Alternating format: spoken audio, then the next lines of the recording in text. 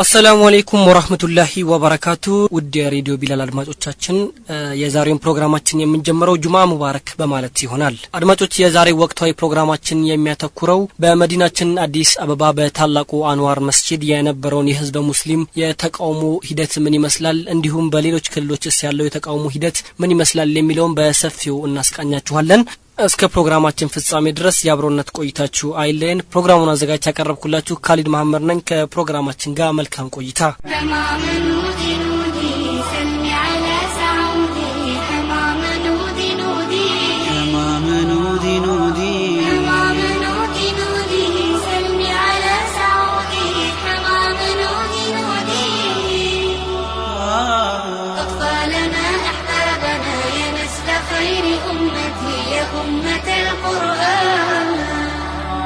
በሃይማኖታቸው ላይ የሚደረገው ጣልቃ ገብነት እንዲቆምና የአህባሽ መጤ አመለካከት በግድ እየተጫነባቸው መሆኑን በመቃወም ሙስሊሞች ድምጻቸውን ማሰማት ከጀመሩ አመት ሊደፍኑ ነው። ከአዲስ አበባ የአወሊያ ማዕከል የተቀጣጠለው ሰላማዊ ተቃውሞና ሰሚያጣው ጩኸት ዛሬ ነገ ይቀዘቅዛል ተብሎ ቢጠበቅም ግለቱ ብሶ ወላፈኑ በሂደት ወደ ተለያዩ መስጊዶች ተዛመተ። በወራሃ ግንቦት የመጀመሪያው ጁማ ብሶት የፈነቀለው ህዝብ ሙስሊም አንድም አስተባባሪ ሳያስፈልገው በመዲናችን የሚገኘው የሀገሪቱን ታላቅ መስጂድ በተክቢራ አናወጠው። ዘውትር ጁማ በመጣ ቁጥር ህዝብ ሙስሊሙ እየተሰበሰበ የመጅሊስ አመራሮች አይወክሉኝም ማለት ከጀመረ ረጅም ጊዜያትን አስቆጥሯል። በዚህ ጉዳይ የተነሳ ህዝብ ሙስሊሙ የያዘውን እንቅስቃሴ ወይንም የመጅሊስ አይወክለኝምና የአመራሮች ይቀየሩልኝ ጥያቄ እንዲያሳኩለት ህዝብ ሙስሊሙ በነቂስ ወጥቶ በአደባባይ የወከላቸው እንዲሁም ለመንግስት ጥያቄያቸውን እንዲያቀርቡላቸው የወከሏቸው ግለሰቦችም በእስር ቤት ከገቡ እነሆ 3 ወራት ሊደርስ ነው። የግለሰቦቹም ጉዳይ በፍርድ ቤት ቀጠሮ ዛሬ ነገ እየተባለ ያልተሟላ መረጃ አለ እየተባለ በእስር እንዲቆዩ ተደርጓል። ገለልተኛ አካል ነኝ የሚለውን የኡለማ ምክር ቤት ህዝብ ሙስሊሙ የጠየቀውን የምርጫና የመጅሊስ አይወክለኝም ተቃውሞን ለመክታት እንዲያስተባብር የኡለማዎች ምክር ቤትም ኃላፊነቱ ወስዶ እየተንቀሳቀሰም ይገኛል። ህዝብ ሙስሊሙ ግን የኡለማዎች ምክር ቤት በቀድሞዎቹ የመጅሊስ አመራሮች የተወከሉ ናቸው እነሱም አይወክሉንም በማለት ተቃውሞን ዳግም አሰምቷል። እንደሚታወቀው በኡለማዎች ምክር ቤት የበላይነት ወይንም አስመራጮችን እያስመረጠ በሚገኝበት በአሁኑ ወቅት የአስመራጮችን የመምረጥ ሂደት ባለፈው ሳምንት ተካሂዷል። ህዝብ ሙስሊሙ በሙሉም በአስመራጮች ምርጫ ላይ እንዳልተሳተፈ የአደባባይ ሚስጥር ነው። ካይዳል ተብሎ የሚጠበቀውን የመጅሊስ አመራሮች ምርጫን በተመለከተ ከትላንት በስተያ በአዲስ አበባ መስተዳደር አዳራሽ በከንቲባ ኩማ ደመቅሳ በመመራት ውይይትም ተደርጓል። ምርጫው ላይም ሁሉም እንዲሳተፍ በተለይም ወጣቱ ተሳትፎውን ማጉላት እንዳለበት ከንቲባው ገልጸዋል። የመጅሊስ አመራሮች ምርጫ በቀበሌ ደረጃም ሊመረጥ የቀረው አንድ ቀን ብቻ ነው፣ እሱም ዕለተ ቅዳሜ። ይህንን የመጅሊስ አመራሮች ምርጫን ተከትሎ ዛሬም በአዲስ አበባና በተለያዩ የክልል ከተሞች ተቃውሞዎች በርትተው ውለዋል። የዛሬውን ፕሮግራማችን በተለይ በታላቁ አንዋር መስጂድ የነበረውን እንዲህ እንዳስሰዋለን። በታላቁ አንዋር መስጂድ የህዝብ ሙስሊሙ ተቃውሞ ዛሬም በጁማ ቀጥሎ ውሏል።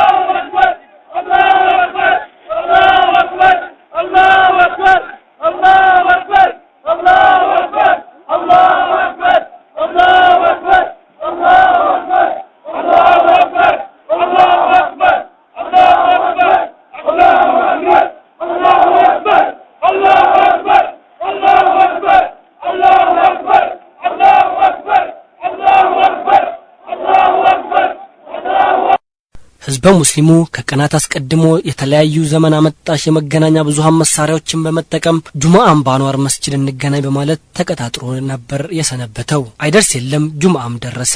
እንደውም አንዳንዱ ነጋ አልነጋ ብሎ ወደ አንዋር መስጂድ ያመራ ይመስላል። ገና በጧቱ በተለምዶ አጠራር አውቶቡስ ተራ በሚባለው አካባቢ ነጭ ጀለቢያ የለበሱና የእምነቱን መለያ የሆኑ የተለያዩ አልባሳትን የለበሱ ግለሰቦችን ማየት ተስተውሏል።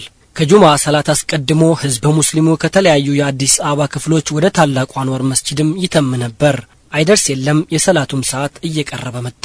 የታላቁ አንዋር መስጂድም ኢማም ሼህ ጣሃ ሃሩን ወደ ንግግር ማድረጊያው ቦታም አመሩ። ዕለተ ጁማ ምክንያት በማድረግ ከኹጥባ በፊት ኢማሙ ንግግራቸውን ማድረግ ተያይዘውታል። ከዚያም ከቆይታ በኋላ ከመስጂዱ ውስጥና ከውጪ ቅልጥ ያለ ተክቢራ ተሰማ። ሰዓቴንም ስመለከት 6:20 ገደማ ነበር የሚለው። በታላቁ አንዋር መስጂድ ዙሪያ እየተንቀሳቀሱ የነበሩ የሌሎች እምነት ተከታዮችም ተደናገጡ።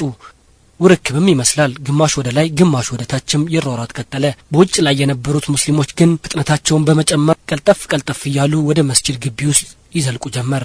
ከአጠገብ የነበሩት ምእመናን ይበሰጫጫሉ። ተክቢራውንም አቀለጡት። በአንዋር መስጂድ ግቢ ዙሪያ የነበሩት ምእመናን ሁሉ ወደ ውስጥ ይተሙ ጀመር። ከውስጥም ከውጭም የተቃውሞ ተክቢራ በትልቁ ማይክሮፎን ይሰማ ጀመር። የመስጂዱም ኢማም ሼህ ጣሃ ሃሩን አላሁ አክበር አይባልም በማለት በማይኩ ቢለፍፉም ሰሚ ግን አልነበራቸውም። የሰው ተክቢራ እንደውም ቀጠለ። ለዚህ ሁሉ ተክቢራ መንስኤ የሆነው የመስጂዱ ኢማም ሼህ ጣሃ ሃሩን በንግግራቸው በአወሊያ መስጂድ እየተካሄደ ስለነበረው የተቃውሞና የተክቢራ ድምጽ በየትኛውም ሀገር ታይቶ አይታወቅም በማለታቸውም ነበር። እንደሚታወቀው በዛሬው ጁምዓ አብዛኛው ህዝበ ሙስሊም በቦታው የተሰባሰበው የተቃውሞ ድምጹን ለማሰማት ነበር።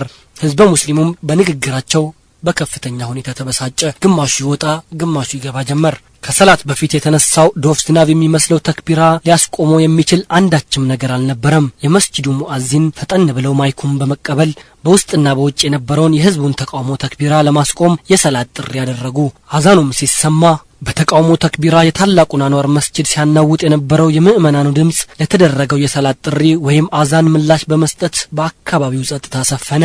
ህዝበ ሙስሊሙ ግቢውን ሞልቶ ውጭ ላይም በአንዋር መስጂድ ዙሪያ በጠራራ ፀሐይ ላይ ምንጣፉን ማንጠፍ ተያያዘ። በተነሳውም ተክቢራ ወቅት ቢጫ ወረቀቶች አፉፋ ወይም ፊኛ ይበተን ጀመር።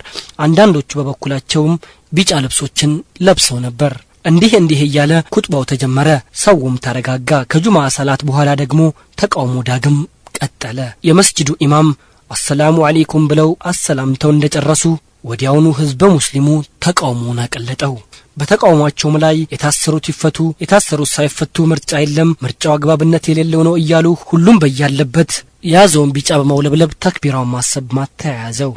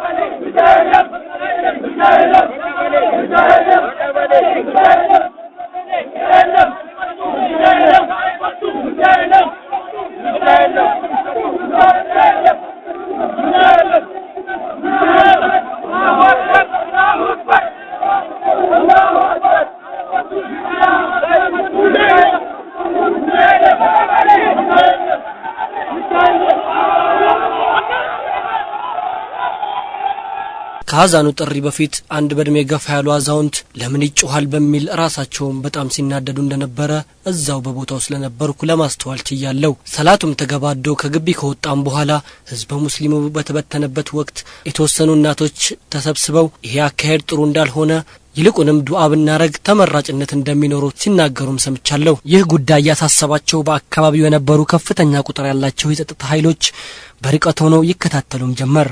ታላቁ አንዋር መስጂድና አካባቢው በተቃውሞ ተክቢራ ለግማሽ ሰዓታት ተናወጠ። ወደ መጨረሻ ላይም በስፍራው የተሰበሰቡት ምእመናን በተለይ በግቢ ውስጥ ያሉት ተቃውሟቸውን ያባሩት ዱዓ በማድረግ ነበር። እጃቸውን ወደ አላህ በመዘርጋት ይማጸኑትም ጀመር። አሚን አሚን የሚለውም ድምጽ ተራውን ተረከበ። ከዚያም ከቆይታ በኋላ በእጅ ጭብጨባ ህዝበ ሙስሊሙ በፍጥነት አካባቢውን ለቆ ወደ የመጣበት ይመለስ ጀመር። በመንገድ ላይ አንዳንድ የጸጥታ ኃይሎች ቢጫ ወረቀት የያዙ ለማስቆም ሲሞክሩ ህዝበ ሙስሊሙ ከፖሊሶቹ ጋር በመነጋገር የተያዙትንም አስፈትተው ወደ መጡበት ተመልሰዋል።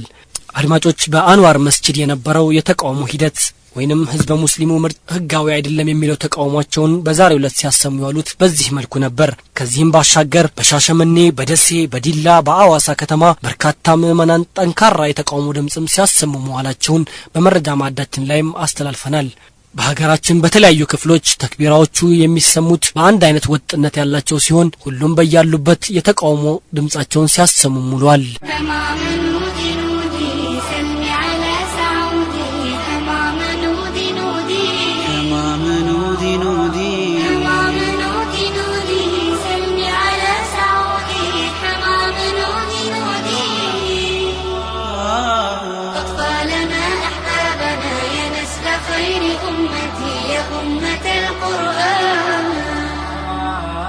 አድማጮች በአዲስ አበባና በክልል ከተሞች ዙሪያ የነበረን ወቅታዊው የጁምዓ ውሎ በዛሬው ዕለት ምን ይመስላል የሚለውን ያስቃኛችሁ ኻሊድ መሐመድ ነበርኩኝ። ወሰላሙ አለይኩም ወራህመቱላሂ ወበረካቱሁ።